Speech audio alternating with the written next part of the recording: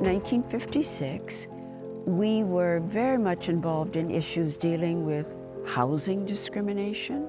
Exactly. Many people don't know housing was an issue of discrimination, and I was the chief lobbyist for the fair housing legislation in '62, and thinking about where this country is going and where the city of St. Paul is going. And about those who own property have a right to sell and a right to rent to whom we please. And the white people, the white race, had better wake up and see the handwriting on the wall before it is too late.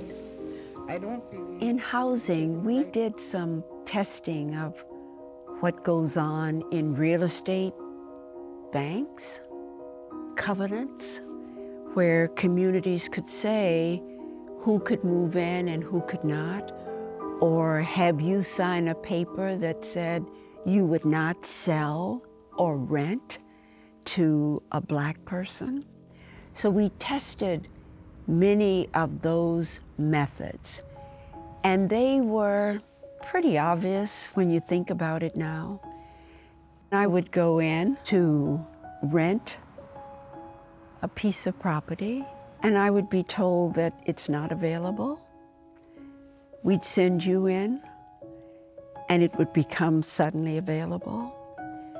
So there were all of those formal and informal methods of denial.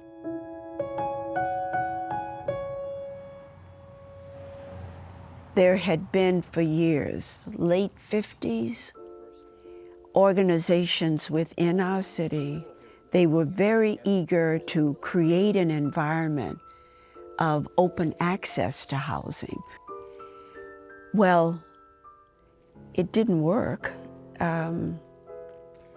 There was the sense that what we needed to do was to really create a lobbying effort at the legislature in the '61 session. So I was encouraged to be the chief lobbyist for that, and I invited my friend Katie McWatt. Some parts of the housing market, the effect of the law is fraudulent, in effect. We worked throughout that legislative session to support a bill that Senator Don Fraser and Representative Bob Latz had introduced to their bodies. In my lobbying, I felt we were losing the vote, and so I went to Governor Elmer Anderson.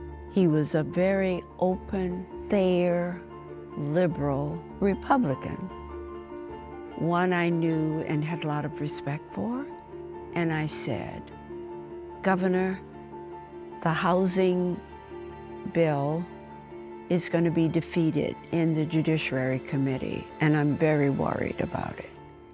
So the governor went to his desk and got stationery and wrote a note to each member of the Judiciary Committee, urging them to allow the bill to get out of the committee, that it was only fair and just in his judgment, and allow it then to be treated in the full Senate. And the bill passed by one vote. So it then got to the full Senate, where it passed, but again, narrowly. Human protection, as well as the belief that discrimination practiced against any individual is a threat to all. Now, therefore, Minnesota was one of the first states to pass a fair housing. We didn't pass a national fair housing bill until 1967. You know, I've been very troubled because there was still so much discrimination in housing. And how do you implement a law that says that's not supposed to happen?